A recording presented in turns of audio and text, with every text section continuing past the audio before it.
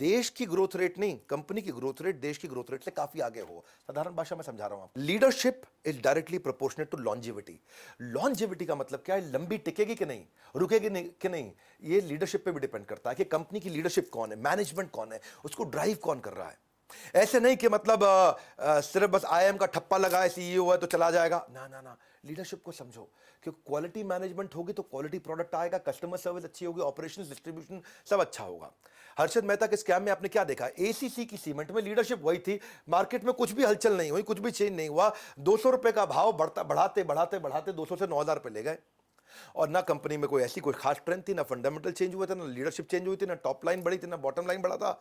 बस ऐसे ही बढ़ता चला गया। इसको बोलते पंप एंड डंप, कि हर्षद मेहता पहले पंप करके ऊपर ले जाते और उस भाव पे जाकर के बेच के डंप कर देते, नीचे आ जाता। इसलिए बहुत लोग बर्बाद हुए थे, क्योंकि फंडामेंटल नहीं सीखे उन्होंने। लीडरशिप में आप क्या चेक कर सकते हो? आप थोड़ा उसके बारे में, आदमी के बारे में रिसर्च करो कि उसने कोई एंट्री बैरियर बनाया, उसका बैकग्राउंड चेक करो, उसके ऊपर कोई कोर्ट में केसेस तो नहीं चल रहे हैं, वो इन्वेस्टर के पैसों से कोई खिलवाड़ तो नहीं करता है, उसके ऊपर कोई रेगुलेटरी इशू तो नहीं है, सेबी का या आरबीआई का कोई झगड़ा तो नहीं चल रहा है। तीसरा, उसकी उसकी आप मैनेजमेंट की फोरकास्ट देखो कि वो क्या फोरकास्ट कर रहा है, कहाँ पहुंचेगा, उसके फ्यूचर प्लान्स क्या है। चौथा, आप देखो कि वो रेम्यूनरेशन सीनियर मैनेजमेंट को जो, अच्छा दूसरों के रेम्यूनरेशन से पहले उसकी खुद की चेक करो। वो सैलरी अलाउंस और जो परक्विजिट होते हैं, वो उसके बहाने से खूब ज्यादा पैसा तो नहीं ले रहा है। ऐसा तो नहीं कि प्रॉफिट मिल नहीं रहा है शेयर होल्डर को और वो अपनी तनख्वाह के नाम पे और अपनी अलाउंस के नाम पे बहुत मोटा पैसा निकाल के लेके जा रहा है, हर साल बढ़ा रहा है, हर साल बढ़ा रहा है। तो उसका मतलब ये थोड़ा सा एक क्वेश्चन मार्क आ जाता है। या फिर जब भी कोई एनालिस्ट कॉल होती है, इस तरह जो लिस्टेड कंपनी है में एनालिस्ट कॉल होती है, आपको जवाबदेही होती है, क्वार्टर ऑन क्वार्टर आपको अपनी रिपोर्ट पे जवाब देना पड़ता है एनालिस्ट कॉल में कि भाई क्यों हुआ इस कंपनी में। तो क्या प्रमोटर यानी कि मालिक यानी कि मैनेजमेंट इन एनालिस्ट कॉल पे अवेलेबल थी या नहीं थी? चेक करो। वो हर बार कंटिन्यूसली रेगुलरली जवाब देने को तैयार है, तो इससे पता चलता है कि सिंसियर भी है, सीरियस भी है, हर क्वेरी को आंसर करेंगे। छठा चीज देखो, कहीं मैनेजमेंट जो है, जो ओनर है कंपनी का, ऐसा बहुत होता है, सुनते हैं ना आप, माल्या का घोटाला, इसका घोटाला, उसका घोटाला, सबके नाम नहीं लूंगा, पर इनमें रिलेटेड पार्टी ट्रांजैक्शन होती है। रिलेटेड पार्टी ट्रांजैक्शन का मतलब क्या है? जैसे मैं हूं, मेरे मामा का लड़का भी है, मेरे चाचा का लड़का भी है, मेरे ताऊ का लड़का भी, मेरी बुआ का लड़का भी है, मेरी मेरी किसी पड़ोसी की लड़की भी है। ये सबको मैंने कंपनी में साथ में वेंडर के रूप में लगा लिया। इनका बिल आता है, इनको पेमेंट करता हूं और इनके अकाउंट से पैसा वापस ले लेता हूं कमीशन देके उनको। उसको क्या बोलते हैं? उसको बोलते हैं, ये बेसिकली फ्रॉड है।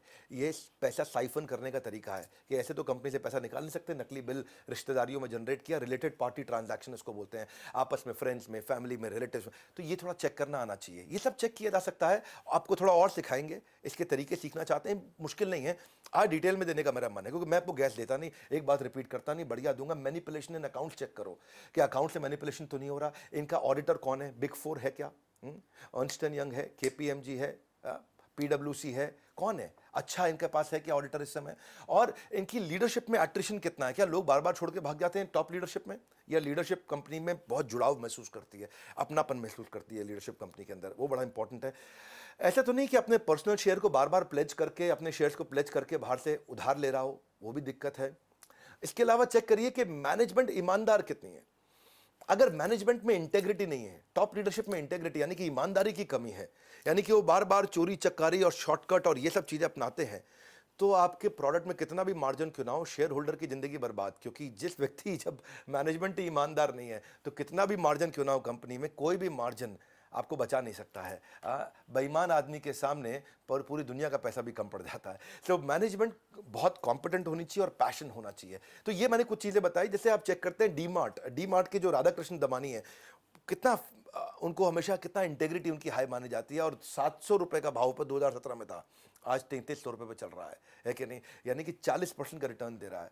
जहां कहा एफडी 4%, 5%, सही कंपनी में पैसा लगाना आ जाए आपको, तो 4% की जगह आपका रिटर्न 40% हो जाता है। हर 2 साल में डीमार्ट ने अपने सारे इन्वेस्टर्स के पैसे को डबल करके दिया। डीमार्ट में मैं पूरी केस स्टडी बना चुका हूं यूट्यूब पे, आपको प्रार्थना भी करूंगा जाके उस केस स्टडी को देखिए, क्योंकि वो काफ़ी बुद्धिमान व्यक्ति हैं। राधा कृष्ण दमानी हमेशा देश के टॉप 5 सबसे अमीर, टॉप 10 अमीर लोगों में इनका नाम है, लेकिन फिर भी लोग उनके बारे में जानते नहीं हैं। उनके बारे में जानना चाहते हैं, वीडियो देख लीजिएगा मेरा। इसके अलावा रिलायंस इंडस्ट्री, मुकेश अंबानी बुद्धिमान व्यक्ति हैं, और उनका 460 रुपए का स्टॉक प्राइस जो था, कॉम्पिटेंट लीडरशिप है तो आज 2100 रुपए का हो गया।